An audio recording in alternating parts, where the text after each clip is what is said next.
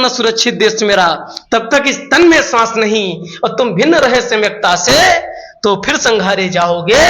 यदि ऐसा ही रहा तो फिर सुन लो, चुन चुन कर मारे जाओगे। और सच ही हमारा सहारा है, और ये दर्शक सच देखना भी चाहते हैं। जो है दधीच की तपस्थली ऋषिमुनियों का महिसंगम है पृथक बड़ी हनुमान गढ़ी हर छटा जहां की अनुपम है। और हमारे सीतापुर की चॉकलेट बहुत फेमस कही गई है। इस चॉकलेट पे तो आपने भी कविता लिखी जरूर होगी। नमस्कार मित्रों, आज आप सबका स्वागत है NN भारतवर्ष में। आज हमारे साथ कोई आम शख्सियत नहीं, बल्कि जानी मानी हस्ती, राष्ट्रीय कवि आप अर्पित मिश्रा तेजस जी हैं। तेजस जी, आप बताएं कि कैसे आपको प्रेरणा मिली और आज आपको राष्ट्र जान रहा है बतौर कवि। देखिए क्या होता है कि प्रेरणा की आपने बात की। प्रेरणा किसी व्यक्ति विशेष से इतनी आसानी से नहीं मिलती। आपके माहौल, आपके परिदृश्य पर निर्भर करता है कि आपका परिदृश्य कैसा है। किसी व्यक्ति के जीवन में उसके ऊपर पड़ने वाले प्रभाव सदैव उसके परिदृश्य, उसके वातावरण से पड़ते हैं। तो कहीं ना कहीं मेरा जो वातावरण रहा वो साहित्य का रहा, कविताओं का रहा। तो मुझे ऐसा वातावरण मिला, तो मुझे ऐसी कविताओं को रचने की, कविताओं को पढ़ने की, मंच पर जानकर बोलने की हमारे हृदय में चेष्टा हुई। तो हम जाकर के मंच पर बोलने लगे, और जब मंच पर बोलने लगे तो हृदय में कहीं ना कहीं विचार आया कि कुछ अपना कंटेंट भी होना चाहिए मंच पर बोलने के लिए, अपनी बात रखने के लिए। तो हमने कविता का मार्ग अपनाया और कविताओं के माध्यम से अपनी बात लिखी, और आज हमने हजारों मंचों तक अपनी बात पहुंचाई है, और लोग सुनते हैं, उनको भी अच्छा लगता है और मुझे भी अंदर से बहुत अच्छा लगता है। अच्छा कवि जी, अक्सर होता है कि जो चीज हम पहली बार करते हैं, स्टेज पे पहली बार जो साझा करते हैं, वो हमें सदैव जीवन भर याद रहता है। तो ऐसी कौन सी कविता थी जो आपने पहली बार साझा की होगी आम लोगों के बीच में, और वो आपको आज भी याद है?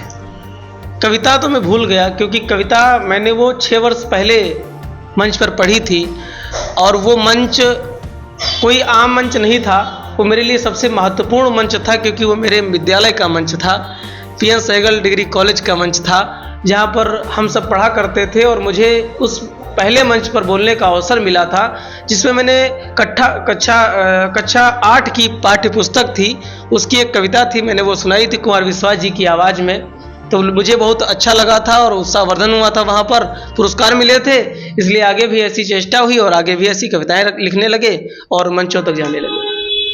अच्छा चलिए, वो कविता आपको नहीं याद है, लेकिन आज एक ऐसी कविता सुना दें हमारे दर्शकों को जो उन्हें भी प्रभावित करे। बिल्कुल, एक ऐसी कविता मैं आपको सुनाता हूँ जो आपको प्रभावित करेगी, और आपको एक संयुक्त रहने की भावना आपके हृदय में जागृत होगी। क्योंकि यह इतिहास गवाह है कि जब जब हम लोग एकजुट हुए हैं, तब तक कोई ना कोई एक नई क्रांति आई है, और जब तक हम लोग विघटित हुए हैं, कोई ना कोई हमारे साथ दुर्घटना घटी है। हम हिंदू जब तक विघटित रहे, खंडित रहे, तब तक हमारे राम मंदिर का निर्माण नहीं हुआ। और आज जब हम एकत्र हुए, एकजुट हुए, तो जा करके हमारे 22 जनवरी को हमारे रामलला हमारे अयोध्या में विराजे। तो एक ऐसी कविता सुनाता हूँ जो आपको एक रहने की भावना की ओर बढ़ाएगी, आपके अंदर राष्ट्रीय चेतना को जागृत करेगी। कविता सुनिएगा कि भाषाई शुचिता का मानक केवल वर्ण नहीं हो सकता, धनवानों का परिचय केवल महंगा स्वर्ण नहीं हो सकता, एक गरीब की कुटिया केवल त्याग नहीं दर्शाती है, एक गरीब की कुटिया केवल त्याग नहीं दर्शाती है, इंद्रधनुष की सर्व छटाएं फाग नहीं दर्शाती हैं, घनानंद का मद केवल चाणक्य नहीं उपजाता है, चंद्रगुप्त का शौर्य सुनो हर युग में गाया जाता है, और भूखे रहना राणा की वह रोटी याद दिलाती है, मुरझोहा धिक्कार तुम्हें दुख में जीना बतलाती है, अतिशयोक्त नहीं उल्लास नहीं अंतस में दिव्य प्रकाश नहीं, जब तक न सुरक्षित देश मेरा तब तक इस तन में सांस नहीं, और तुम भिन्न रहे सम्यकता से तो फिर संघारे जाओगे, यदि ऐसा ही रहा तो फिर सुन लो, चुन चुन कर मारे जाओगे। बहुत बढ़िया, बहुत बढ़िया। देखिए, कवि का एक जो लय है बोलने का, वो हमें आपसे सीखने को मिला आज, और जो एक प्रेरणा मिलती है। देखिए, यही एक प्रेरणा है कि अलग अलग मंच साझा करते करते आज जो इनसे हमको सुनने को मिला है, प्रभाव जो इसका पड़ता है, वो आज हमें देखने को मिल रहा है। अर्पित भैया, ये बताएं कि अब तक आपको कितने पुरस्कारों से नवाजा जा चुका है, अगर आपको याद हो? लगभग मुझे पुरस्कार बहुत सारे मिले, सैकड़ों पुरस्कार मिले, जो कि हमारे घर में आप आएंगे तो आपको मिलेंगे कि दीवारों पे लटके हुए हैं, रखे हुए हमारे पे, हम उनको सहेज के रखे हैं। पुरस्कारों के नाम तो याद नहीं रहते। अभी आगरा में कार्यक्रम हुआ था तो मुझे पुरस्कार मिला था अक्षरा फाउंडेशन की तरफ से, और अनेक साहित्य सृजन संस्थान की तरफ से, हिंदी सभा की तरफ से, अखिल भारतीय कामंच मुंबई संस्था की तरफ से, हमारे बिहार में कार्यक्रम हुआ उसकी तरफ से, और हमें संस्कृति मंत्रालय के द्वारा भी पुरस्कार किया गया था, उसमें हमने काइपाठ किया था ऑनलाइन। उसमें अनेकानेक हमें पुरस्कार प्राप्त हुए हैं।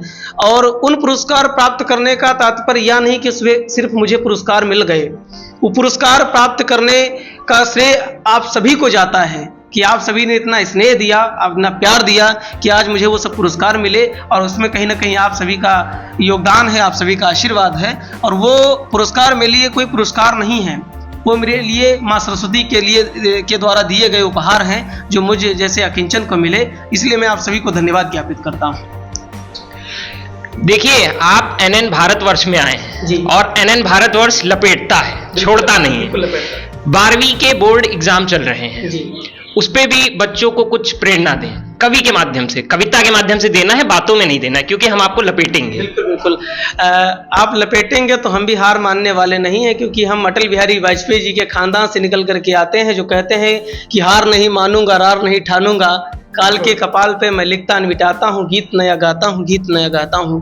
देखिए, 12वीं के एग्जाम चल रहे हैं बच्चों, आपको यही कहना चाहूँगा कि एग्जाम कोई भी हो, छोटा या बड़ा नहीं होता है। एग्जाम व्यक्ति के जीवन में आपने कितना सहेजा है, आपने अपने अंदर कितना अर्जित किया है, उसको निकालने का काम करता है, आपका परीक्षण करने का काम करता है। अगर आप कुछ लिखते हैं, हम कविता लिखते हैं तो मंच पर जाते हैं, सुनाते हैं, तो उसको वहाँ पर उसका परीक्षण होता है, क्योंकि हमने कितना काम पीछे किया है इसको वहाँ पर हमने दर्शाया, वहाँ पर दिखाया कि हमने इतना काम किया है। क्योंकि कोई भी कविता लिखने के लिए एक दिन नहीं लगता, कई दिन लगते हैं, उसके पीछे कई विचार लगते हैं, कई बिंब लगते हैं, तो लिखना पड़ता है। उसी प्रकार से कविताओं को लिख करके आप आगे आते हैं और लोगों को सुनाते हैं। उसी प्रकार आपने एक वर्ष में कितना अध्ययन किया, आपने पढ़ाई के लिए कितना समर्पित रहे, यह आपका एग्जाम के माध्यम से दिखता है। और आपका जब रिजल्ट आता है तो उसमें पता चलता है कि आपने कितना अध्ययन किया, कितनी पढ़ाई की, कितना आप संस्कारवान रहे और कितना आप अपने आप को संतुलित रखे पढ़ाई के प्रति, तो वो दिखता है। और कुछ लोग हताश हो जाते हैं, कई बार घटनाएं देखने को मिलती हैं कि लोग हताश हो गए, पेपर छोड़ दिए। और कई लोग तो बहुत ज़्यादा डिप्रेशन में हो जाते हैं, घर के दबाव होते तो जहर खा लिए, आत्महत्या कर लिए। तो ऐसे लोगों के लिए 4 पंक्तियां पढ़ता हूँ, सुनिएगा कि लक्ष्य करो निर्धारित, फिर शिखरों पे चढ़कर दिखलाओ। लक्ष्य करो निर्धारित, फिर शिखरों पे चढ़कर दिखलाओ। ठोकर सहकर तूफानों की तुम भी बढ़कर दिखलाओ।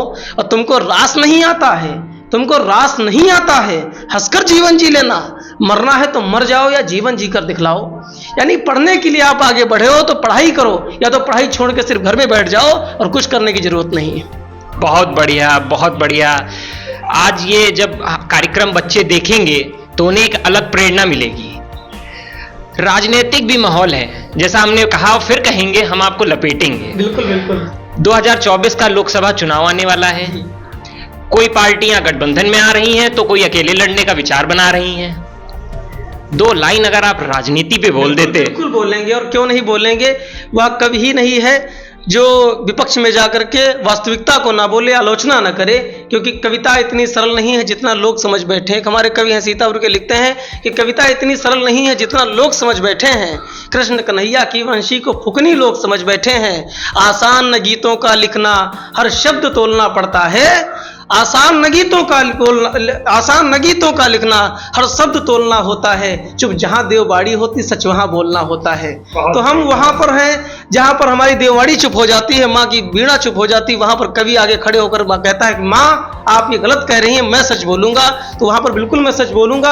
आप गठबंधन करें, आप हाथी का समर्थन करें, आप साइकिल का समर्थन करें, आप कमल का समर्थन करें, लेकिन एक बात अपने मस्तिष्क में जरूर ध्यान दीजिएगा कि जो राष्ट्र की निर्माण के लिए, राष्ट्र के हित के लिए काम करता है उसका समर्थन करिएगा, किसी पार्टी का नहीं करिएगा, किसी राजनीतिक दल का मत करिएगा, किसी व्यक्ति विशेष का नहीं करिएगा। आपको अगर देश का उत्थान है तो अच्छे व्यक्तित्व का करिएगा। इसलिए 4 पंक्तियां पढ़ता हूं कि हमारी पार्टियां क्या होती हैं और राष्ट्रवादी विचारधारा का कवि तब क्या कहता है। 4 पंक्तियां देखिएगा कि किसानों को सताती हैं, हवाला दे नहीं सकती, किसानों को सताती हैं, हवाला दे नहीं सकती, हवाएं ये चिरागों को उजाला दे नहीं सकती, हवाएं ये चिरागों को उजाला दे नहीं सकती। भरोसा है नहीं करना हमें इनकी दलीलों पर, भरोसा है नहीं करना हमें इनकी दलीलों पर, दलीलें ये हुकूमत की निवाला दे नहीं सकती, दलीलें ये हुकूमत की निवाला दे नहीं सकती। बहुत सुंदर। अच्छा अर्पित भैया, आपने देखा होगा अधिकतम लोग कहते हैं कि कवि बनना आसान है। कवि क्या है? 4 लाइनें लिखो, समाज में जाके बोल दो। आज वास्तविकता के रूप में बताइए इन लोगों को कि कवि बनना कितना कठिन है और किन किन कठिनाइयों का सामना करना पड़ता है। और आपने जहां से सफर शुरू किया होगा आज यहां तक पहुंचे हैं, इस बीच आपको कितनी कठिनाइयों का सामना करना पड़ा? क्योंकि कठिनाइयां तो व्यक्ति के जीवन का एक विशेष गुण है। कठिनाई आपके जीवन में आएगी ही। आप अगर कहें कि आप सिर्फ घर में लेटे रहें, कुछ ना करें, तब भी आपको कठिनाई आएगी घर को चलाने में। अगर आप कहीं रास्ते में जा रहे हैं तो आपको ब्रेकर मिलेगा, कठिनाई आएगी। आप किसी क्षेत्र में मार्केट में जाएंगे, आपको भीड़ का सामना करना पड़ेगा, कठिनाई आएगी। तो ऐसा कोई क्षेत्र ही नहीं दुनिया में बना है, ऐसा कोई मार्ग ही नहीं है जहां पर कठिनाई ना आए। इसलिए कठिनाई का सामना तो आपको करना ही पड़ेगा, लेकिन कठिनाई से लड़ना ये आपका धर्म बनता है और आपका कर्तव्य बनता है। जो कठिनाइयों से जीत जाता है वही सफलता प्राप्त कर लेता है। तब कहता हूं कि कवि की बात आई। कवि क्या होता है? सबसे महत्वपूर्ण विषय है कि कवि क्या होता है।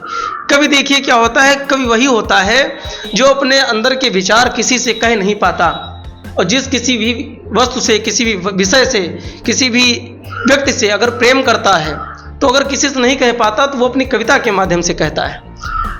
अपने अंदर के भावों को उलट देना, उल्टी कर देना ही कविता है। वो अपने भावों को कागज पे लिखता है, देश दुनिया को सुनाता है, तो वो कहीं ना कहीं उसके व्यक्तिगत भाव होते हैं, दुनिया के भाव नहीं होते, लेकिन दुनिया को उसके भाव लगते हैं। तो कवि बनने के लिए सबसे प्रथम क्या है कि कविता लिखना आसान नहीं होता। जैसा मैंने बोला, कविता लिखने के लिए एक मीटर की आवश्यकता होती है। कविता बिल्कुल उस विज्ञान की तरीके से है जिस प्रकार विज्ञान होता है। विज्ञान है कविता। और कविता को लिखने के लिए आपको मात्रा का ज्ञान होना चाहिए, आपको विधान का ज्ञान होना चाहिए, आपको बहर का ज्ञान होना चाहिए, आपको छंद का ज्ञान होना चाहिए। तो कविता लिखना आसान नहीं होता। सिर्फ 4 पंक्तियां लिख देना ही कविता नहीं होता। तो उसके अंदर विशेष गुण डालना, रस डालना, अलंकार डालना, उसमें यति डालना, उसमें अनेक चमत्कार उत्पन्न करना और नए भावों को सहेज कर लाना, नए बिंब को लाना। और जो कविताएं लिखी जा चुकी हैं, ऐसी हजारों कविताएं लिखी गई, बड़े प्रकांड विद्वान हुए, उनकी कविताएं हैं। लेकिन आपकी कविताएं क्यों सुनी जाएंगी? क्योंकि आपके जब नए प्रयोग होंगे, आप वर्तमान की बात को लेकर के आएंगे, आप समाज की बात को लेकर के आएंगे, तब जाकर के आपकी कविता कहीं ना कहीं सफल होगी, तब आप एक अच्छे कवि माने जाएंगे। अर्पित भैया, फिर लपेटूंगा। आपने अभी बीच में कहा कि जब लोग प्रेम करते हैं, हाँ। अभी बीच में आप बोले हैं, तो कविता के माध्यम से अपनी बातों को रखते हैं। प्रेमी तो बहुत ज्यादा इस टाइम हो गए हैं। हर नौजवान आज प्रेमी है। उनको 2 लाइन प्रेम की सुना देते तो उनको भी मजा आ जाता, हमें भी आ जाता। आपको मजा आ जाता तो आज वर्तमान के समय की सुना दें या पुराने समय की सुना दें? दोनों सुना दें। दोनों सुना दें। तो आज के समय की हमने लिखा था, आजकल बड़ा दौर नहीं भैया, पुराने समय से हमको वर्तमान में ले आया, बातों बातों में। पुराने समय से तो एक मैं गजल सुनाता हूँ, देखिएगा। सुनिएगा गजल की। इस दुनिया के सारे नाहर डूब गए, आंखों में सब ख्वाब सजाकर डूब गए। इस दुनिया के सारे नाहर डूब गए, आंखों में सब ख्वाब सजाकर डूब गए। हमने सबसे लड़कर जिसको जीत लिया, हम भी एक दिन उसको पाकर डूब गए। इस दुनिया के सभी मुकदमे हार गए, कोर्ट कचहरी में सब जाकर डूब गए। और जिन आंखों से सारी दुनिया देखी है, जिन आंखों से सारी दुनिया देखी है, उन आंखों में कितने सागर डूब गए। और तेजस जैसे कितने शायर जन्मे हैं, इस दुनिया में कितने शायर जन्मे हैं। दर्द सुना गजलों में शायर डूब गए। वाह दर्द वाह। सुना गजलों में शायर डूब गए। और एक आदमी लाता हूं कि हमने एक हमारी बड़ी 4 पंक्तियां वायरल हुई इंस्टाग्राम पे, बहुत सारे व्यूज आए, बहुत शेयर हुई। वो पंक्तियां रखता हूं कि जख्म हमारे भरती रहना, जख्म हमारे भरती रहना, सचती और संवरती रहना, जाना है तो बेशक जाओ, जाना है तो बेशक जाओ, लेकिन मैसेज करती रहना। और इसी खानदान का एक और पढ़ता हूं कि देकर दर्द वो मेरे जिगर को चाक करती है, देकर दर्द वो मेरे जिगर को चाक करती है, हृदय में भावनाओं को खुशी से लॉक करती है। और अजब दीवानगी का फलसफा ये मैं नहीं समझा, अजब दीवानगी का फलसफा ये मैं नहीं समझा, कभी वो ब्लॉक करती है, कभी अनब्लॉक करती है। अच्छा अर्पित भैया, आपने अभी कहा मैसेज करती रहना। हाँ। ये आपने इनडायरेक्टली किसको बोल दिया है और किसको आप अनब्लॉक ब्लॉक करने की बात कर रहे हैं, और ये आपकी कविता हिट भी हुई है, आप ये कह रहे हैं? बिल्कुल हिट हुई है। जरूरी नहीं है कि ऋषि भाई जैसे हमें कई लोग मिल जाते हैं जो कहते हैं भैया हमारे साथ ऐसी सिचुएशन क्या कुछ लिख के दे देंगे, तो हम उन्हें ऐसे लिख के दे दिया करते हैं। एक बार आपने तो मांगी थी हमसे कविता जो जख्म वाली, वो आप ही के लिए लिखी गई थी, तो आप बता सकते हैं कि किसके लिए आपने बोला था मुझसे लिखने के लिए? देखिए, आप हमें लपेटने की कोशिश कर रहे हैं लेकिन लपेट नहीं पाएंगे।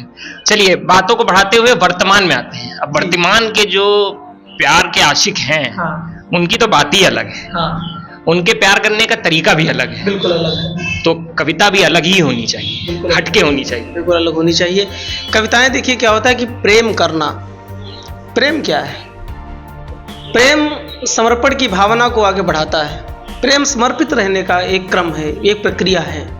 प्रेम जो व्यक्ति करता है वो किसी से कोई स्वार्थ नहीं रखता, नया संकल्प होता है, कोई बंधन नहीं होता, कोई राधा नहीं होती, कोई मधुबन नहीं होता, और समर्पित भावना संबंध को आगे बढ़ाती है। जहाँ पर स्वार्थ होता है वो अपनापन नहीं होता।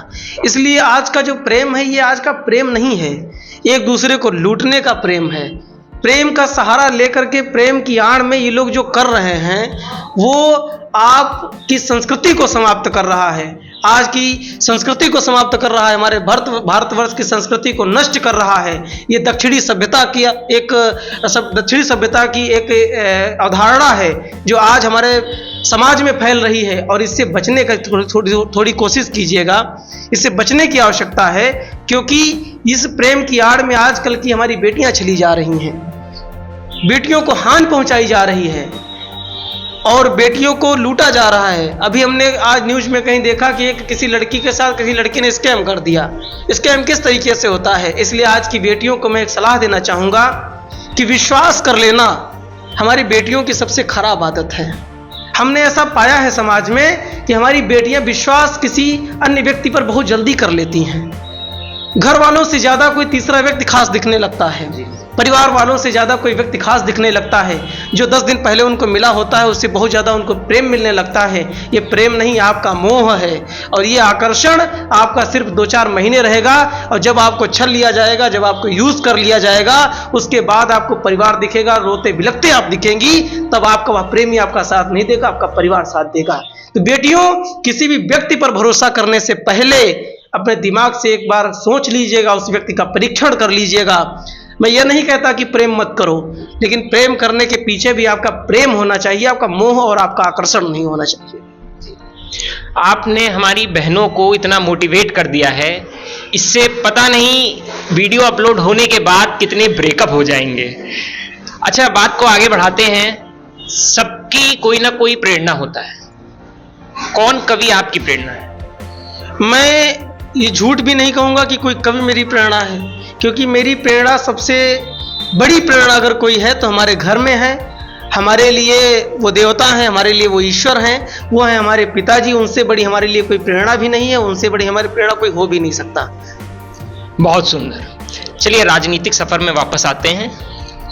नौजवानों की बात हो गई, राजनीति में वापस आके ये बताएं, लोकसभा चुनाव आने वाला है, आपने राष्ट्रवादी गुणगान कर दिया। यहाँ पे सपा और कांग्रेस का गठबंधन हो गया है। हाँ। 63-17 गया है। हाँ। इस पे आप क्या कहेंगे? पीडीए, पिछड़ा दलित अल्पसंख्यक चल रहा है। एक कवि के तौर पे अगर आप इसको देखें तो राजनीतिक आंकलन कैसे करेंगे? मैंने जो बोला ना कि राष्ट्र हित के लिए जो होगा, चाहे किसी भी पार्टी का हो। देखिए क्या होता है कि जब राम लंका पर विजय पाने के लिए गए थे तो वो अकेले निकले थे, लेकिन रास्ते में उनके साथ अनेक पार्टियां जुड़ती चली गई। सुग्रीव की सेना आ गई, हनुमान जी मिल गए, और उनकी एक सेना तैयार हो गई, उनकी एक पार्टी बन गई, और वो पार्टी सार्थक दिशा के लिए जा रही थी, सकारात्मक काम करने के लिए जा रही थी।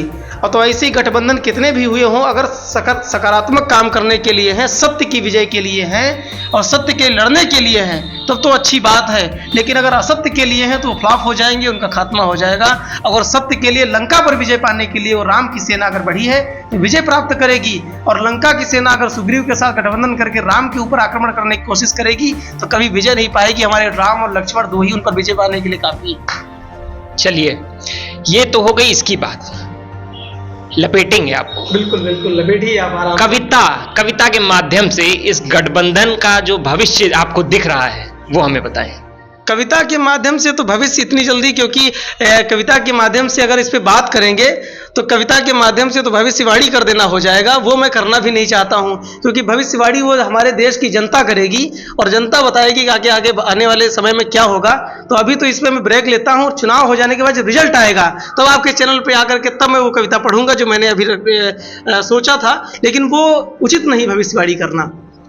दर्शकों, एक बिग ब्रेकिंग आपको मैं फिर दे दूं कि जैसे ही चुनाव का रिजल्ट आएगा, अर्पित भैया ने खुद से वादा कर दिया है हमारे दर्शकों के सामने कि वो फिर से आएंगे और राजनीति में जो भी उठापटक होगी उस पे कविता सुनाएंगे। बिल्कुल कविता सुनाएंगे, और आपको वादा है मेरा कि हम आएंगे और यहीं पर बैठ करके इसी स्टेज से, इसी जगह से हम आपको पूरी कविता सुनाएंगे और A to Z उसकी पूरी रूपरेखा समझाएंगे जो घटित होने वाला है। चलिए अर्पित भैया, हमने एक नए चैनल की शुरुआत की है, NN भारतवर्ष, हर डंके की चोट पर न्यूज नेशनल भारतवर्ष।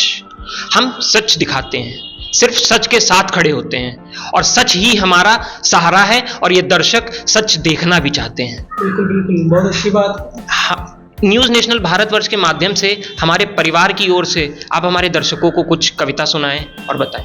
आपने कहा कि हर डंके की चोट पर, तो इस पे चालीने में भी बनाकर तो आपको सुना देता हूं कि नेता लड़ रहे हैं हर एक वोट पर, नेता लड़ रहे हैं हर एक वोट पर, लोग लुट रहे हैं हर एक लूट पर, और न्यूज नेशनल अभी यहां सीतापुर में डट गया, न्यूज नेशनल सीतापुर में डट गया हर एक डंके की चोट पर, हर एक डंके की चोट पर। तो न्यूज नेशनल भारतवर्ष को मैं बहुत शुभकामनाएं देता हूं, इसको बहुत धन्यवाद ज्ञापित करता हूं कि मुझे अवसर दिया यहाँ पर बोलने का। और समाज का दर्पण साहित्य और खबर न्यूज दोनों होती हैं, तो कहीं ना कहीं अगर हम दोनों मिल करके इस समाज के दर्पण बनेंगे और समाज को आईना दिखाएंगे तो कहीं ना कहीं खूबसूरती आएगी और एक हमारा समाज एक अच्छा उज्जवल महकता हुआ समाज मिलेगा। तो इसके लिए आप सभी को अग्रिम शुभकामनाएं हैं, बहुत बहुत बधाई है। आपकी कर्मभूमि और जन्मभूमि सीतापुर है, ऐसा तो हो ही नहीं सकता कि सीतापुर पे आपने कविताएं ना लिखी हो, बिल्कुल सीतापुर पे कुछ छेड़खानी ना करी हो। तो जो छेड़खानियां और कविताएं आपने सीतापुर पे लिखी हैं वो भी हमारे दर्शक सुनेंगे जरूर। बिल्कुल, हमारे कवियों ने लिखा कि सर्वे भवन्तु सुखिनः सर्वे सन्तु निरामयाः सर्वे भद्राणि पश्यन्तु मा कश्चित् दुःख भाग् भवेत्। तो हमने लिखा कि सारी दुनिया की पीड़ा को अपनी पीड़ा कहता हूँ, सारी दुनिया की पीड़ा को अपनी पीड़ा कहता हूँ, पीड़ा चाहे जितनी हो मैं पीड़ा चाहे सारी दुनिया की पीड़ा को अपनी पीड़ा कहता हूँ, पीड़ा चाहे जितनी हो मैं हरदम हंसता रहता हूँ। और जन्म यहाँ पर पाया है तो भाग्यवान समझा खुद को, जन्म यहाँ पर पाया है तो भाग्यवान समझा खुद को, निज गर्व हमेशा होता है कि सीतापुर में रहता हूँ। आइए आपको लेकर के चलते हैं ऐसी कविता की ओर जो सीतापुर में बहुत सुनी गई, और सीतापुर में जितने मंच किए वहाँ पर लोगों ने हमसे आग्रह किया कि कविता वो सुनाइए, तो वह कविता आपको रखता हूँ, सुनाता हूँ आपको।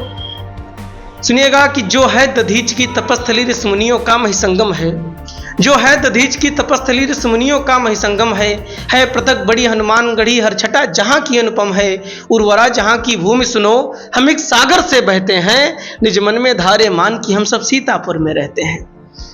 मैथिली सड़गुप्त जी ने कभी लिखा था कि क्षुधार रंति देव ने दिया करत थाल भी, तथा दधीच ने दिया परार्थ तिजाल भी, उसी न क्षितिज ने समांस दान भी किया, सहर्ष वीर कर्ण ने शरीर चर्म भी दिया, और नित्य देह के लिए अनादि जीव क्या डरे, वही मनुष्य है कि जो मनुष्य के लिए मरे। तो हमारे सीतापुर का बिंब उठाकर वो लिखते हैं। तब कहता हूं कि आप किसी व्यक्ति के लिए, किसी समाज के लिए, किसी देश के लिए मिटे, उसके लिए जिए, यही आपका कर्तव्य होना चाहिए, यही आपके जीवन का कर्तव्य होना चाहिए। तब कविता पढ़ता हूं कि जो है दधीच की तपस्थली ऋषिमुनियों का महिसंगम है पृथक बड़ी हनुमान गढ़ी हर छटा जहाँ की अनुपम है, उर्वरा जहाँ की भूमि सुनो हम एक सागर से बहते हैं, निज मन में धारे मान की हम सब सीतापुर में रहते हैं। कविता के भामाशाह जहाँ पर पैदल चलकर आते हैं, अपनी कविता के बिंब सकल जनमानस तक पहुँचाते हैं। है प्रातः काल मधुर इतना कि देख हृदय हर्षाता है युवा सशक्त समन्वित व सौहार्द स्वयं दर्शाता है। ब्रह्मांड निहारे मत हम सब, हम भार उसी का सहते हैं, निज मन में धारे मान कि हम सब सीतापुर में रहते हैं। और देखिएगा कि ये धरा का केंद्र स्थल है, तब क्या कहता हूँ, नैमिष को ध्यान में रखिएगा, तब कविता पढ़ता हूँ कि जो दूर सुदूर के यायावर इस परिधि केंद्र में आते हैं तो मां ललिता को देख सभी के चक्षु स्वयं भर जाते हैं। है यह काट्य संदर्भ सुनो, जो सच्चे मन से आते हैं, एक डुबकी कभी लगाते हैं तो पुरखे तक तर जाते हैं। और उत्थान गर्विता के नायक हम नहीं मार्ग पे ढहते हैं, निज मन में धारे मान कि हम सब सीतापुर में रहते हैं, निज मन में धारे मान कि हम सब सीतापुर में रहते हैं। आज अर्पित भैया की कविता सुन के मुझे भी गर्व हो रहा है कि मैं भी सीतापुर की इस जन्मभूमि पे जन्मा हूं। अर्पित भैया ने तो मुझे सीतापुर से फिर मिश्रिक घुमाते हुए दधीच कुंड के दर्शन कराते हुए नैमिषारण्य के भी दर्शन करा दिए। इसका आपका बहुत बहुत हृदय की आप गहराइयों से धन्यवाद। भैया देखिए, सीतापुर और लखनऊ, फिर लपेटूंगा आपको, बुरा नहीं मानिएगा, सीतापुर और लखनऊ जुड़े हुए हैं। लखनऊ को नवाबों का शहर नवाजा गया है और हमारे सीतापुर की चॉकलेट बहुत फेमस कही गई है। इस चॉकलेट पे तो आपने भी कविता लिखी जरूर होगी। और कहा जाता है क्या सीतापुर की चॉकलेट नहीं खाए, तो सीतापुर की चॉकलेट है क्या? हमारे दर्शकों को आज बताइए, जो अलग जिलों से देखेंगे उनको बताइए सीतापुर की चॉकलेट है क्या और ये फेमस कैसे है। देखिए, क्या अगर आप गूगल पे सर्च करेंगे दबंगों का जिला तो सीतापुर आ जाएगा। तो हम लोग साहित्यकार हैं, अहिंसावादी नहीं हैं, मतलब हिंसावादी नहीं है, अहिंसावादी हैं। तो हम लोग इस पर चॉकलेट के विषय को हमने उचित नहीं समझा और चॉकलेट जैसे विषय पर हमने कोई टिप्पणी करना उचित नहीं समझा। चॉकलेट तो मीठी होती है। नहीं, चॉकलेट मीठी होती है, लेकिन सीतापुर की चॉकलेट है वो हानिकारक है, तो इससे खाने से बचिएगा, सलाह मेरी यही है। और उसको मैंने थोड़ा महत्व कम दिया है चॉकलेट को। अगर उस चॉकलेट को महत्व दिया होता तो मैं कहता कि चॉकलेट वाले सीतापुर में रहता हूँ, लेकिन मैंने कहा कि उस सीतापुर में रहता हूँ जो संस्कृति का केंद्र है, जो माँ सीता का सीतापुर है, जहाँ पर राम आए हैं, जहाँ पर अनेक तपस्वी आकर के तपस्या किए हैं, जहाँ पर हमारे दधी जैसी तपोव्रतधारी लोग रहे हैं, त्यागी पुरुष रहे हैं। मैं ऐसे सीतापुर को प्रणाम करता हूँ जो सीतापुर साहित्य के लिए जाना जाता है, अपने कर्म के लिए जाना जाता है, अपने त्याग के लिए जाना जाता है, अपने समर्पण के लिए जाना जाता है। और यहाँ पर अनेक संतों ने आकर के तपस्या की है, उस धरती को प्रणाम करता हूँ, ना कि उस चॉकलेट के सीतापुर को प्रणाम करता हूँ। बहुत बढ़िया, बहुत बढ़िया, आपने तो मुझे ही बातों में घुमा दिया। आप एक कवि हैं, अभी युवा हैं, आने वाले 10 सालों में नए कवि भी होंगे, और आप खुद को कहाँ देखते हैं? देखिए, क्या होता है कि खुद को कहाँ पे देखना सबसे बड़ा एक गलत मार्ग है, क्योंकि खुद को कहीं पर देखना ये उचित नहीं है। क्योंकि खुद को वहाँ पर देखना जहाँ पर सब पसंद करें, उस अवस्था में देखना जिस अवस्था में लोग पसंद करें, उस स्थिति में देखना जिस स्थिति में लोग पसंद करें, उस स्थिति में खुद को पाना जहाँ पर लोग प्रेम करें, लोग सलाह दें, लोग आपको सिखाएं, लोग अच्छी बातें बताएं। एक किसी का गुरु बन जाना, किसी को कुछ सिखा देना, ये आपका महान कर्म नहीं है। महान कर्म तो आपका तब है जब आप सभी के साथ रहें और आपका सभी के साथ समता का भाव हो। अगर किसी छोटे के साथ है तो छोटे को कभी एहसास ना हो कि हमसे बड़े हैं, वो दबाव महसूस ना करे। जब आप किसी व्यक्ति को नीचा नहीं दिखाएंगे, उसके साथ समान व्यवहार करेंगे, तो आप एक अच्छे स्तर पर माने जाएंगे। और मेरा कहना भी रहता है कि जो लोग लोगों के साथ जुड़ते हैं, उनको अपने साथ चलने के लिए आगे बढ़ाते हैं, उनको अच्छी बातें बताते हैं, वो लोग, ये मैं कहाँ पर होऊंगा ये मैं खुद देख लूँ, ये आवश्यक नहीं है। मैं खुद को कहाँ पर पाता हूँ ये आवश्यक नहीं है। इस सीतापुर के लोग, पूरे उत्तर प्रदेश के लोग, पूरे भारतवर्ष के लोग मुझे कहाँ पर पाते हैं, ये ज़्यादा महत्वपूर्ण है। आगे बात ना बढ़ाते हुए सीधी बात करते हैं। अर्पित भैया, कई बार ऐसा हुआ होगा जब आपने मंच साझा किया होगा और आपके साथ ऊंच नीच भी हुई होगी। कोई ऐसा वाक्य जो आपको याद हो जहां पे वो दुर्घटना घट गई हो आपके साथ, जो आपने कभी सपने में भी नहीं सोची होगी? हाँ, ऐसी दुर्घटना है।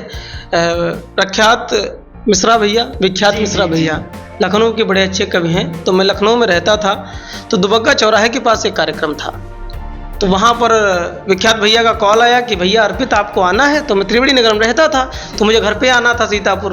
तो मैंने कहा ठीक है, निकलते हैं, उधर IM रोड से पकड़ लेंगे ऑटो, निकल जाएंगे, वहाँ काव्य पाठ कर लेंगे। तो हम काईपाट करने के लिए गए, रात के बज गए 11। धीरे धीरे वहाँ से खाना पीना हुआ, निकलने बज गए 12 और संकोचवश मैंने उनसे भी नहीं कहा कि मुझे छोड़ दो। तो मैंने कहा मैं निकल जाऊँगा, मुझे ऑटो मिल जाएगा। मैं भाई साहब 2 घंटे खड़ा रहा, मुझे कोई ऑटो रिक्शा ना मिला। फिर उसके बाद मुझे एक डाला मिला, मैं उसके पीछे लटक के आया और जाड़े का मौसम था, मैं बहुत जाड़ा लगने लगा। फिर IM चौराहे पे मुझे खड़े हुए 1 घंटा लग गया, तो मुझे 3 घंटे खड़े होना पड़ा, लेकिन मुझे साधन मिल गया, ये बड़ी बात थी।